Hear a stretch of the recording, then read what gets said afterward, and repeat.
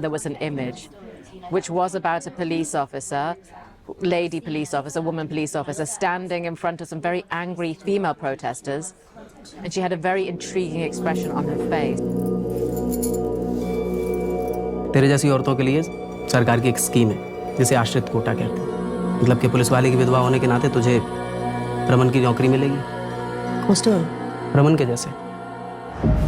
Hi all, it's Silas Ram, AsianCultureVulture.com. It's London Film Festival and we're here to meet Sandhya Suri, the writer-director behind the film Santosh, which had its world premiere in Cannes earlier this year. We weren't able to catch up with her there, and now we can in our home city of London.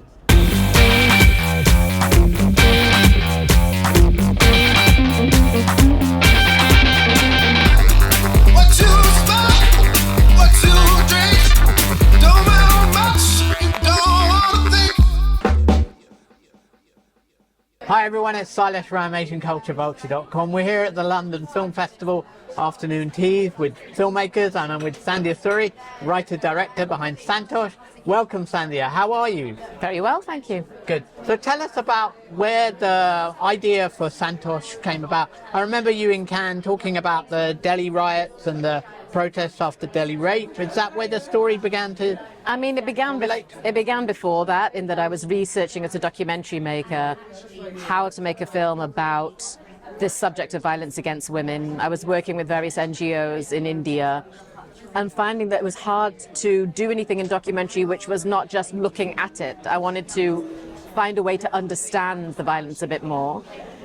And then there was this horrific case in Delhi in 2012, which garnered all this world media attention. And within the press coverage of that, there was an image, which was about a police officer, lady police officer, woman police officer, standing in front of some very angry female protesters. And she had a very intriguing expression on her face. And I just thought, gosh, so what's she thinking? She's them, but she's not them. She has a uniform and the status. She has a power they don't have, but yet she also has their problematics in life. So I think she's my key in.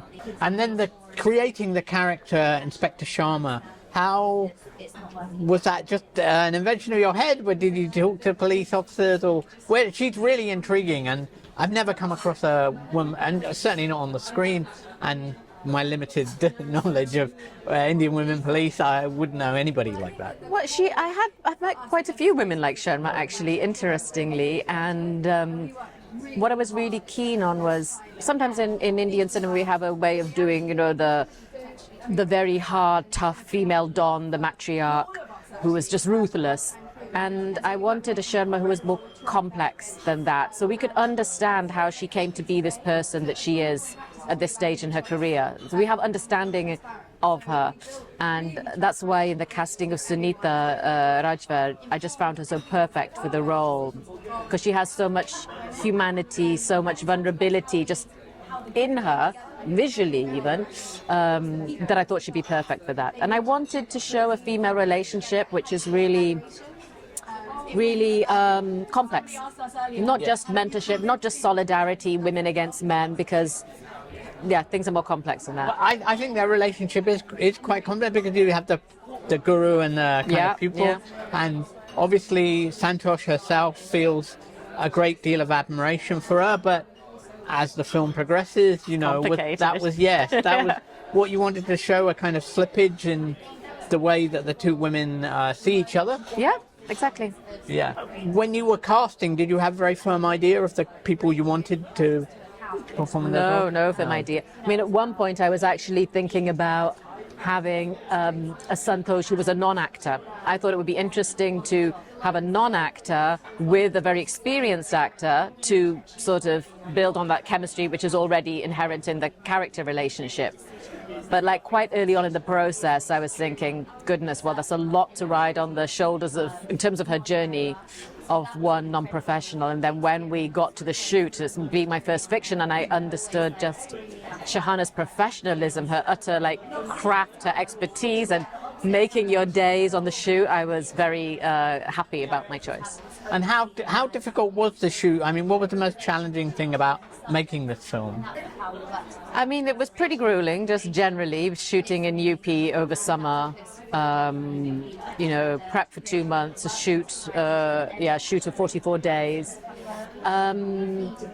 I think, for a documentary maker, many things people think that we would be anxious about, we're not anxious about, like working with actors. It sounds very foreign to a documentary maker, but we're so used to spending time with our collaborators, psychologizing, just relating, that bit was all good. I think it's just, to work out how to film in live locations and in order to bring across that authenticity, which I think does come across in the film, that sort of immersive quality, to really be intent on that and not compromise on that, and all the difficulties that come from doing that was tough. And how did it feel like as a British Asian working in India, directing Indian actors, and obviously an Indian film set totally in India? Was that something that was not? No, because I'm in India so much. I'm there a lot. Right. So for me, nothing particularly exotic about it. But yeah. Okay. And then, it had its world premiere in Cannes. How have you had a chance to reflect on that experience and the whole kind of brouhaha that comes with showing a film in Cannes in official selection in the uncertain regard section? I mean, just move forward and look for the next thing. I think it's really important to feel, I feel very grateful. I feel really happy that the film has had this recognition, that it's finding its audiences. For me, it's very important that the film has its distribution in India and in the UK, the two countries I'm most closely related to. To keep it simple, keep working, What do you want viewers to take away? What is the thing that is most close to you in the filmmaking process of Santosh? I can never answer the question what I want the viewer to take away. What I try to do is leave plenty of space for that viewer in the film. I think the end, there's no score in the film, but the end music, there is music at the end of the film, and I think that music sort of sums up the emotion, which is a bit of sort of anger, a bit of sadness, a bit of questioning, but there's hope for Santosh. But there's a very specific reason why the last image is the last image, and it's not Santosh's face. Okay. So I think that's what the last image of the film is, says a lot about how I want to leave the audience. And what are you doing? Are you going to go back to documentaries, or are you going to stay in fiction? I am writing another fiction right now. Set in India? No, I haven't. I have a project set in India. That's not what I'm writing right now, though. I'm writing a project that's actually not set in India.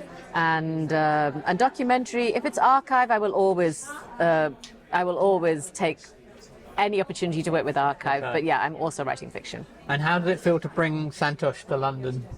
Fantastic. I'm very, very happy because this is a British film, as Indian as it may seem. This is a very British film funded with British money and primarily, and a huge amount of support. And, I want, we were at Cannes, we've had an amazing release in France this summer, but it's really important to me to bring this film home and to premiere this in Britain. Yeah. And we will get the chance to see it here in the UK? Yeah, well, we're working very hard on a distribution. It is my very big wish that this does get to its audience. You have a deal already for the US? We're releasing in the US. Like I said, we had a great release here just after the Oscar. We're pumping up to some Oscar campaigning, and then we'll release, I think, later in the year. And what about in India? In India, we also have distributors almost about to come on board, and we are premiering next month in Mumbai, Mami, in competition. So it's great. Fantastic. Thank you so much for your time. Much. Thank you. Thank you. इस देश में दो तरह के छुआछूत है, एक वो जिसे कोई छूना नहीं चाहता, और दूसरा